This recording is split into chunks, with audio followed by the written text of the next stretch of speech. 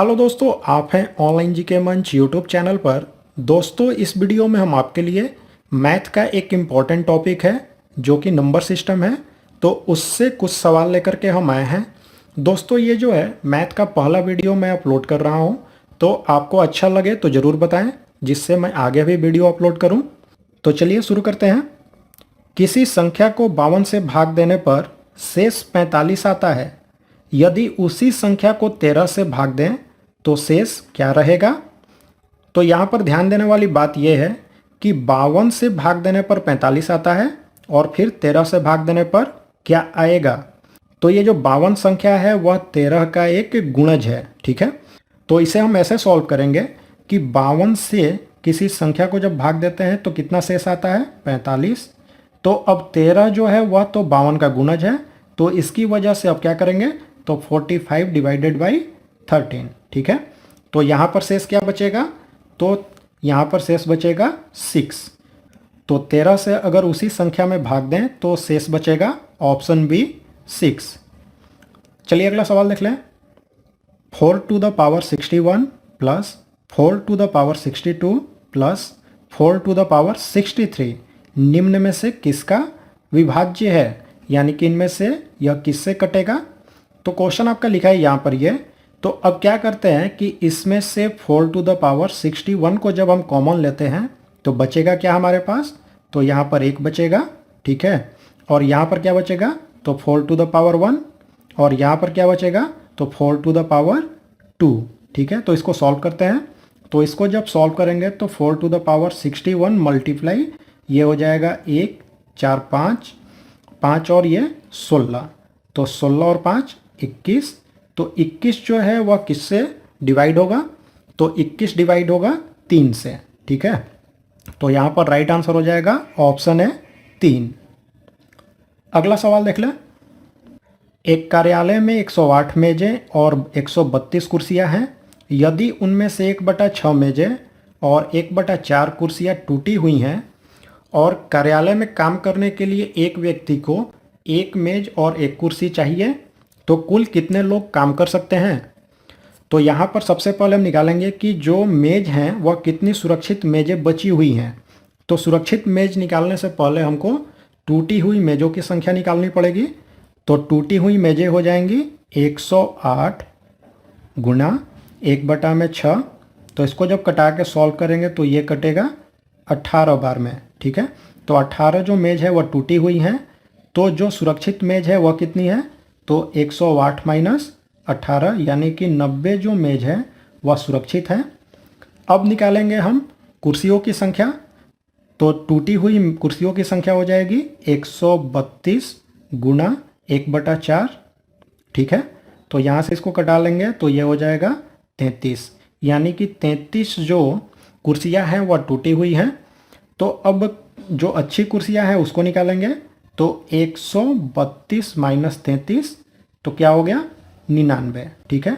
तो 99 कुर्सियाँ अच्छी हैं और 90 मेज जो हैं वह अच्छे हैं, लेकिन एक कुर्सी और एक मेज चाहिए। तो यहाँ पर उस ऑफिस में जो लोग काम कर सकते हैं उनकी संख्या होगी 90। ऐसा इसलिए कि मेज जो है वह तो 90 है लेकिन कुर्सी 99 है। तो एक व्यक्ति को काम करने के लिए एक मेज और एक कुर्सी चाहिए, लेकिन यहाँ पे जो कम है वही संख्या लोगों की संख्या होगी जो कि काम कर सकते हैं उस ऑफिस में। तो राइट आंसर हो जाएगा ऑप्शन बी 90। अगला सवाल देख लें। एक भिन्न का अंश उसके हर से 4 कम है। यदि अंश को 2 से घटा दिया जाए और हर को 1 से बढ़ा दिया जाए तो हर अंश का 8 गुना हो जाता है। तो भिन्न आपको ज्ञात करना है। तो चलिए इसको बनाते हैं। तो देखिए यहाँ पर हर जो है वह मान लिया जाए कि x है, तो अंश क्या हो जाएगा? तो x माइनस 4 हो जाएगा, ठीक है। अब क्वेश्चन में दिया हुआ है कि अंश जो है उसे 2 से घटा दिया जाए, यानी कि 2 कम कर दिया जाए। तो 2 कम हो गया अंश, और हर जो है उसे 1 बढ़ा दिया जाए। तो हर को 1 बढ़ा दिया गया।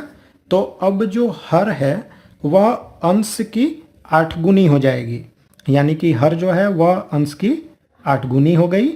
तो यहाँ पर आपको निकालना क्या है कि वह भिन्न कितना है। तो यहाँ पर सबसे पहले हमको x का मान निकालना होगा। तो चलिए निकालते हैं। तो x प्लस 1 बराबर x माइनस 6 गुने 8। ठीक है, तो अब इसको आगे सॉल्व करते हैं। तो ये हो जाएगा x प्लस 1 और ये हो जाएगा 8x माइनस 48। तो यहाँ से इस x को इधर लाते हैं और इसको इधर ले जाते हैं, तो क्या हो जाएगा 7x इक्वल टू 49। तो यहाँ से x का वैल्यू हो जाएगा 7। ठीक है, तो अब जो भिन्न होगा वह कितना होगा, तो यहाँ पर हमने x जो है वह हर को माना था, तो अंश कितना हो जाएगा, तो x माइनस 4 यानी कि 3/7। तो राइट आंसर हो जाएगा ऑप्शन बी 3/7। चलिए अगला सवाल देख लें। दो संख्याओं का योगफल और गुणनफल क्रमशः 12 और 35 है, तो उनके व्युत्क्रमों का योगफल कितना होगा। तो यहाँ पर हम मान लेते हैं कि वो जो दोनों संख्याएं हैं वह पहली संख्या है x और दूसरी संख्या है y, तो इनका जोड़ कितना है, तो 12 है। तो इनका गुणनफल दिया हुआ है यानी कि x multiply y equals to 35। तो अब पूछ रहा है कि उनके व्युत्क्रमों का योगफल कितना होगा। तो व्युत्क्रम कितना होगा, तो 1/x प्लस 1/y। तो इसको जब सॉल्व करेंगे तो हो जाएगा x प्लस वाई और x मल्टीप्लाई वाई। तो x प्लस वाई का जो वैल्यू दिया है वह दिया है 12, तो 12 रख लेंगे, और एक्स वाई का वैल्यू दिया है 35, तो 35। यानी कि उनके व्युत्क्रम जो हैं उनका योग कितना हो जाएगा, तो 12/35। तो राइट आंसर हो जाएगा ऑप्शन है 12/35। चलिए अगला सवाल देखें। जब इन संख्याओं को गुणा करेंगे तो इनके इकाई पर कौन सा अंक आएगा। तो इसको निकालने का तरीका यह है कि यहाँ पर जितनी संख्याएं दी हुई हैं इनके जो इकाई का अंक है उसको हम आपस में गुणा करेंगे, और उसके बाद जो इकाई का अंक आएगा वही इनके गुणनफल में इकाई का अंक होगा। तो चलिए शुरू करते हैं। तो पहली संख्या का इकाई अंक है 9 और दूसरी का कितना है, 3 है। तो इसको आपस में गुणा करते हैं, तो 9 गुणे 3 यानी कि 27। अब इसका हम इकाई का अंक लेकर के चलेंगे और अगली वाली संख्या का इकाई का अंक, तो कितना हो गया, तो 7 गुणे 8 यानी कि 56। तो इसके इकाई का अंक और फिर अगली वाली संख्या के इकाई का अंक, तो कितना हो जाएगा, तो 5 गुणे 6 यानी कि 30। और फिर इसके इकाई का अंक और इसके इकाई का अंक लेकर चलेंगे, तो यह हो जाएगा 0 गुणे 7 यानी कि 0। तो जब इन संख्याओं को मल्टीप्लाई करेंगे यानी गुणा करेंगे तो इनकी जो इकाई का अंक होगा वह होगा ऑप्शन है 0। अगला सवाल देख लें। दो धनात्मक संख्याओं का गुणनफल 2500 है। यदि एक संख्या दूसरी संख्या की 4 गुनी है तो दोनों संख्याओं का योग क्या होगा। तो सबसे पहले यहाँ पर हम निकालेंगे दोनों संख्याओं को। तो पहली संख्या अगर मान लिया जाए कि x है तो दूसरी संख्या कितनी हो जाएगी, तो 4x हो जाएगी।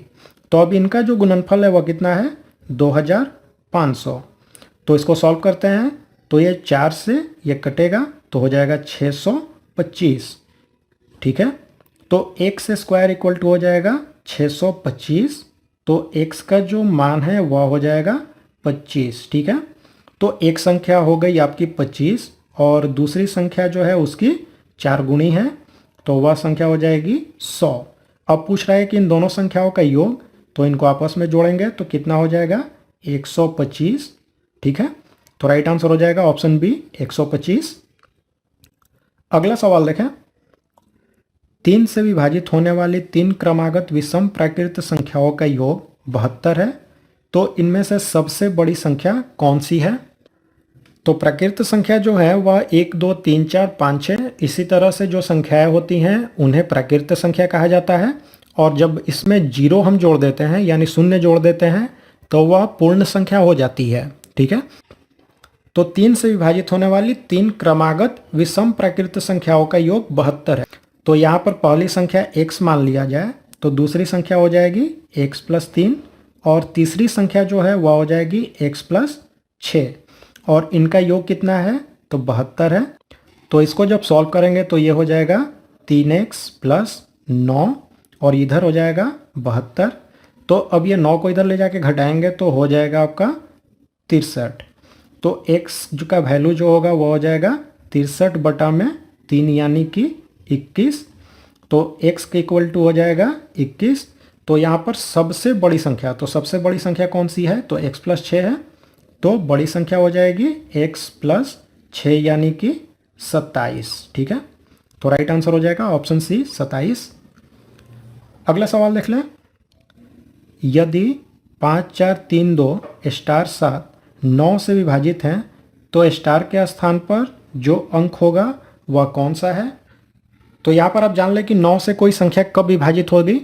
तो 9 से विभाजित होने के लिए किसी भी दी गई संख्या के अंकों का योग जो है वह 9 से विभाजित होगा, तभी वह संख्या 9 से विभाजित होगी। तो यहाँ पर इनके संख्याओं का योग निकालते हैं हम।